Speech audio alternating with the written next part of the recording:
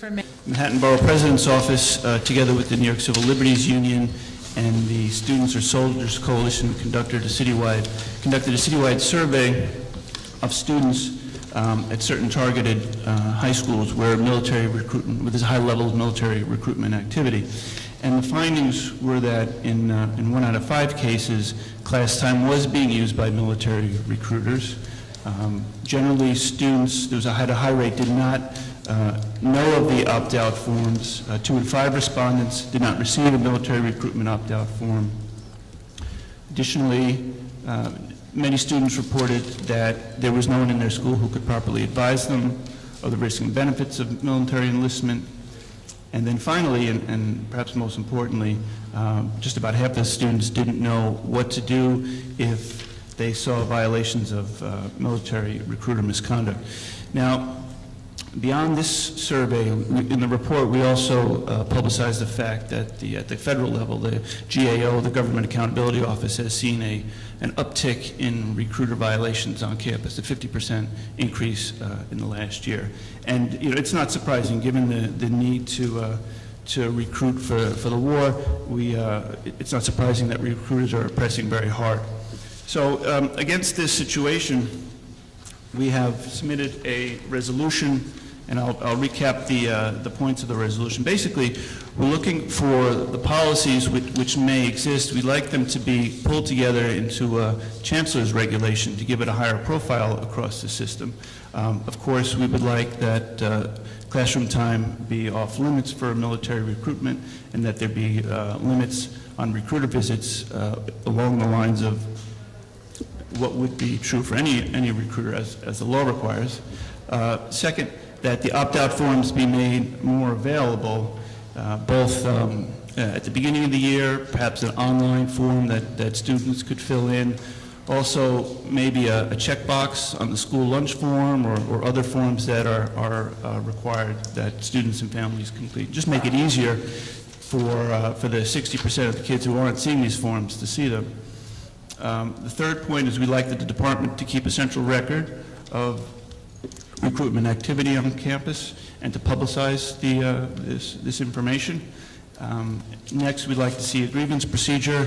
The presence of the military in the schools is a bit it's a bit outside of what a student would normally see, so that we think it needs to be clear that if there's an issue with a military recruiter, as opposed to a member of the staff, that there be a well-publicized procedure for following up on misconduct.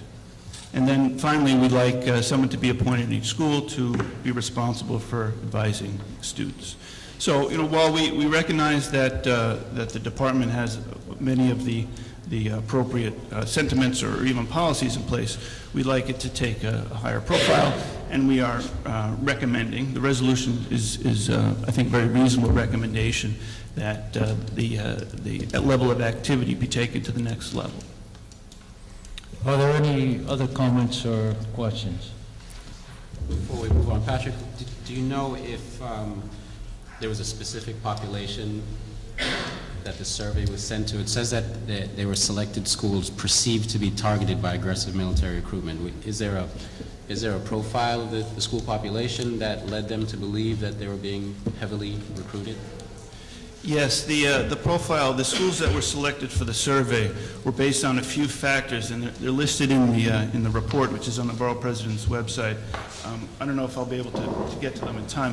One of them is anecdotal evidence where students were reporting a high level of activity.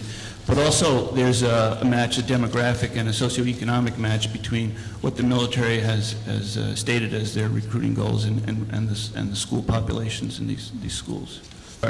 So my question to the administration really is, in what way can we reinforce the implementation in lieu of this concern?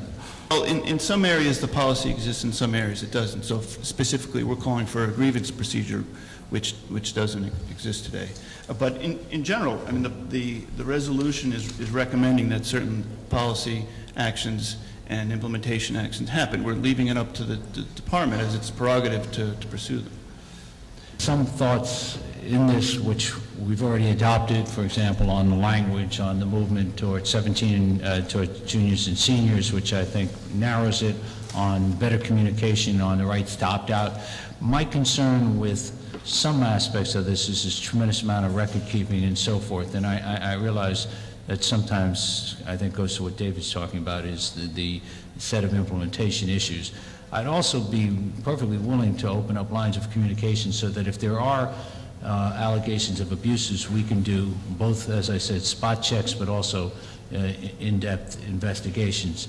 I find some of the recommendations in here are going to be generating, for example, a tremendous amount of professional development and all the other things, and at least I don't think that the nature of the problem, which I think may be restricted to a relatively few schools, merits this kind of systemic response. And my own preference, you're free obviously to pursue the motion, but my own preference is if you would table a motion, let us do some work and see if we can get where we need to go without this level of formality.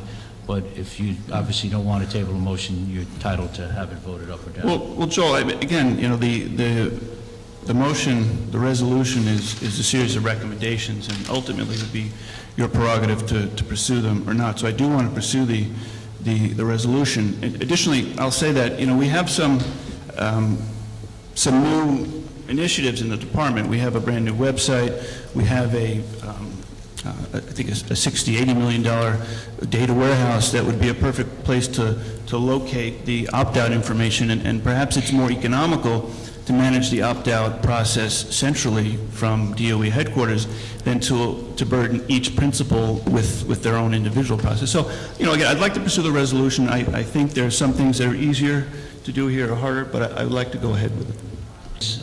You are entitled to the vote.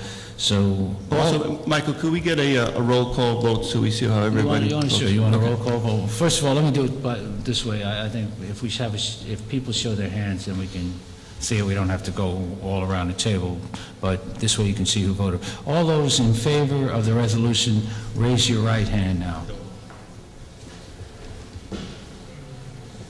3. All those opposed to the resolution, raise your right hand now.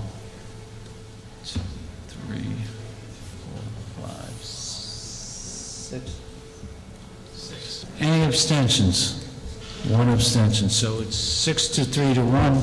The motion is defeated, but let me say that I do think that many of the points that are made in this are sound, and that in the spirit in which they were delivered, they will be taken back to staff and addressed. And if the panel has no objection, I'd like to come back later this school year and report on where we went and what we did, because I thought the report made some important issues.